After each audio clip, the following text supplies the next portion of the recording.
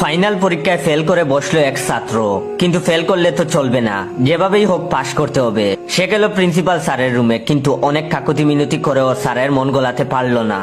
তখন ছাত্রটি মনে মনে একটা ফোন দিয়ে আটলো। সে গম্ভীর হবার বান করে বলল, স্যার, আমি আপনাকে 3টি প্রশ্ন করব।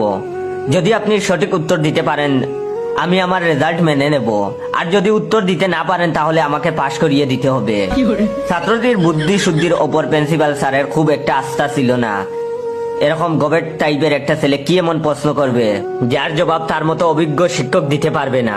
অতএব তিনি রাজি হলেন।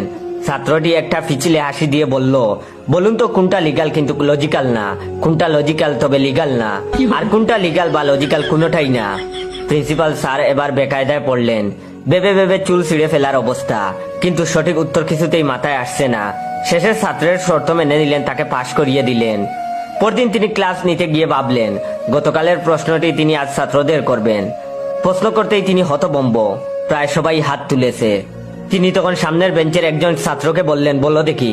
ছাত্রটি মুচকি এসে বলল, স্যার, আপনার বয়স 59 আর আপনার স্ত্রীর বয়স 18, এটা লিগ্যাল কিন্তু লজিক্যাল নয়। স্যার তখন ছাত্রটিকে তাড়াতাড়ি থামিয়ে দিয়ে বললেন, আরে বস বস হারামজাদা। এটা হচ্ছে ভিডিওর প্রথম পার্ট। দ্বিতীয় পার্ট দেখতে চাইলে অবশ্যই ভাইয়ের রিয়েল পেজ ইওর জয় 420 কে ফলো দিয়ে রাখবেন।